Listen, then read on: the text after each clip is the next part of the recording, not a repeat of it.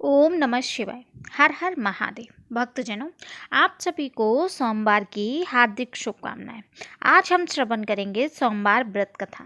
तो प्रेम से बोलेंगे, देवों के देव महादेव की जय। भक्तजनों, देवों के देव महादेव बहुत ही भोले माने जाते हैं, इसलिए उनका एक नाम भोलेनाथ भी है। पौराणिक मान्यताओं के अनुसार भगवान शंकर को प्रसन्न करने के लिए किसी भी तरह की खास विशेष पूजन की आवश्यकता नहीं होती, क्योंकि कहा जाता है कि वह तो भोले हैं और भक्त की मन से की गई क्षणिक मात्र भी भक्ति वह भक्ति में ही प्रसन्न हो जाते हैं। अगर आप भी शिव की भक्ति और कृपा पाने के लिए सावन के सोमवार का व्रत करना चाहते हैं, तो इस कथा को भोलेनाथ को प्रसन्न करने के लिए अवश्य अवश्य श्रवण करें। एक बार किसी नगर में एक साहूकार था। उसके घर में धन की कोई कमी नहीं थी, लेकिन कोई संतान न होने के कारण वह बहुत दुखी था। संतान प्राप्ति के लिए वह हर सोमवार को व्रत रखता था और पूरी श्रद्धा के साथ शिव मंदिर जाकर भगवान शिव और माता पार्वती की पूजा करता था।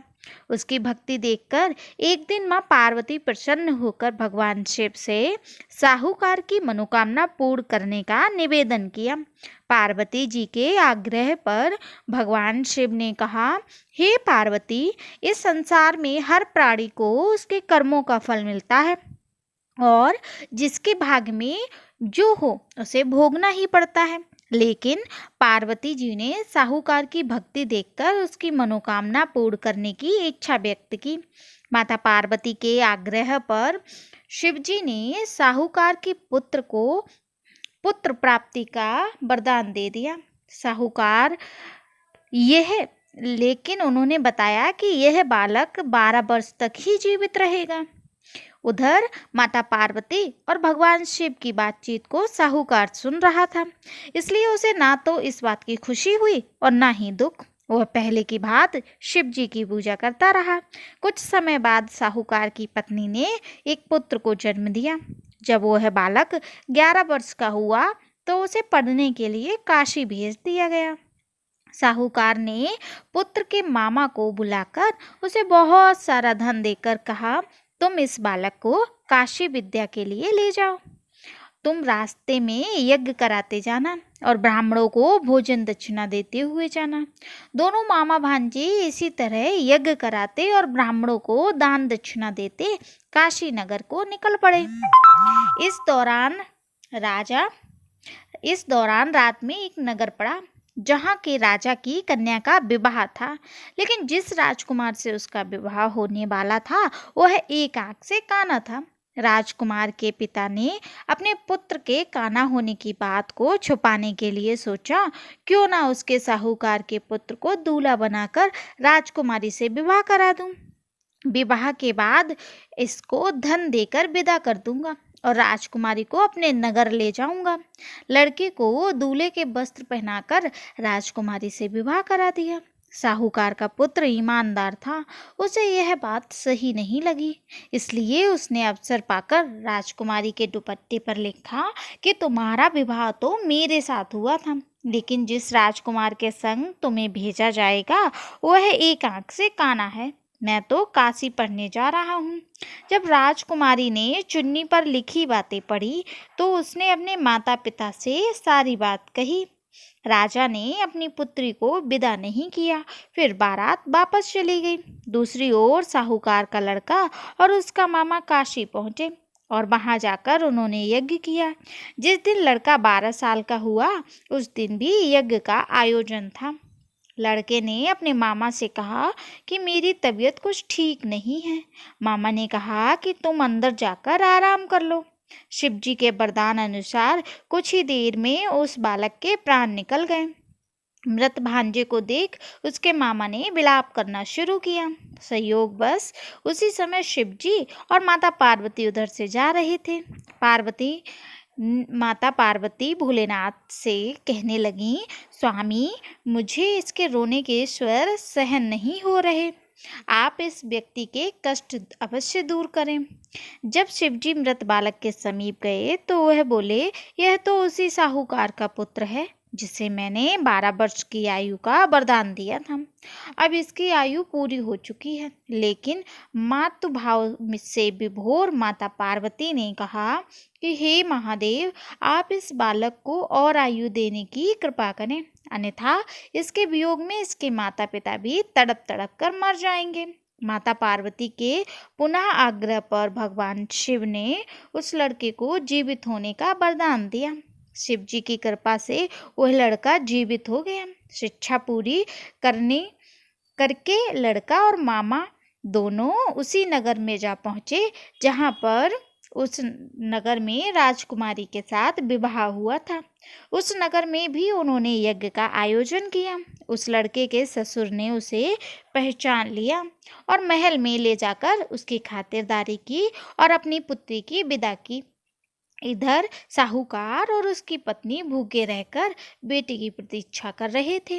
उन्होंने प्रण रखा था कि यदि उन्हें अपने बेटे की मृत्यु का समाचार मिला तो वह भी प्राण त्याग देंगे। परंतु अपने बेटे को जीवित होने का समाचार पाकर वह बेहद प्रसन्न हुए। उसी रात भगवान शिव ने साहूकार के स्वप्न में आकर कहा, हे श्रेष्ठी, मैंने तेरे सोमवार के व्रत करने और व्रत कथा सुनने से प्रसन्न होकर तेरे पुत्र को लंबी आयु प्रदान की है। इसी प्रकार जो कोई सोमवार व्रत करता है अथवा कथा सुनता है और पढ़ता है, उसके सभी दुख दूर होते हैं और मनोकामना पूर्ण होती है।